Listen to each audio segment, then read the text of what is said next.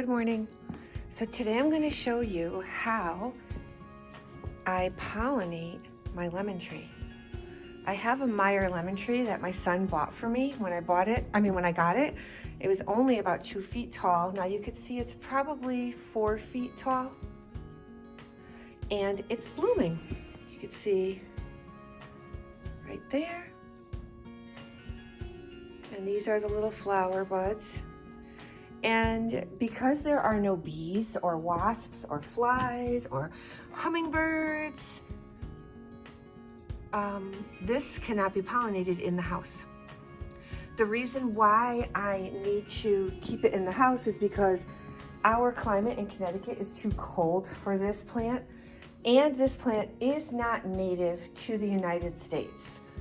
So it takes extra resources, extra care, to keep it alive, to sustain it. So in order for the plant to produce a lemon, it needs to be pollinated. And if you think back to 2nd grade and 3rd grade, why do flowers grow fruit? You might recall the sticky stigma, which is right there, needs to have the pollen touch it so it can be fertilized, and then the fruit or the seed can be produced. So in a fruit, the seeds are located inside of it. Other plants that don't produce fruit produce seeds. So I'm going to take a simple Q-tip right here, and I'm going to just gently, let me find it myself, I'm just gently rolling it over, making sure that it's touching the anthers and then touching the stigma. Now, if a plant needs to be cross-pollinated, I would need to take that now and go to another flower. That means that the bee or the pollinator would carry the pollen from one sticky stigma to another. And to be honest with you, I'm not sure if a lemon tree needs to be cross-pollinated, so I'm gonna do both, and then I really need to find the answer to that question. I probably should have done that earlier. So I'm going from open flower to open flower. Here's another one. I'm just rolling it around. Now, as I'm doing this, I'll tell you a little bit more. So when these plants produce lemons, they don't look yellow. They look green, and this is an example of, right here, these have been pollinated and they are going to produce a lemon. They don't turn yellow until they ripen, and it takes about 11 months. So I won't see these maybe till January, February. Last year, my tree bloomed in January, so I had lemons in December. But this year it bloomed much later, and it could be because it's in false conditions in the house, and I did move it. I changed its window. So that could be it. And you can see I do have a grow light on it, and the grow light will turn on pretty soon to give it some extra energy from the sun. I will be moving this outside maybe by the end of May once it gets warmer.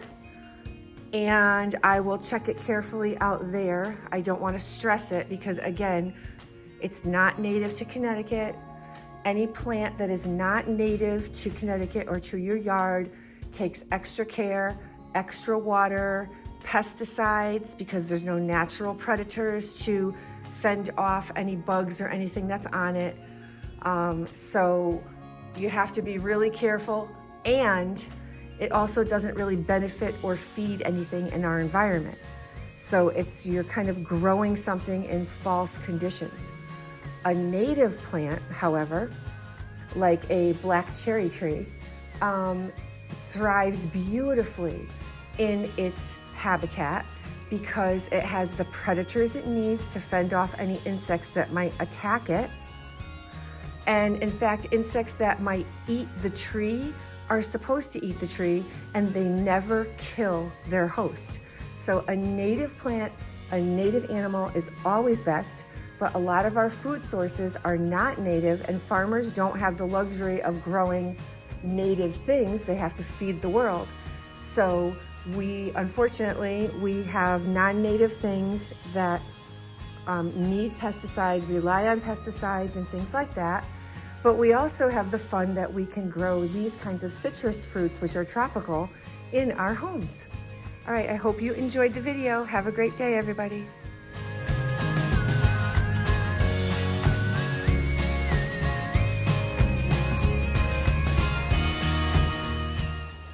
Okay, so now it is almost a month and a half later. I want to show the progression of my lemon tree. It's outside now. I waited until May 15th to bring it outside. It's blooming again. I'm pollinating more. And I have 23 lemons. So I think I was a pretty good pollinator. They look green right now, but as they ripen, they're going to turn a beautiful, brilliant yellow. Thank you for listening. I hope that maybe one day if you get a lemon tree, now you will know and be confident that you can be successful with pollinating its lemons.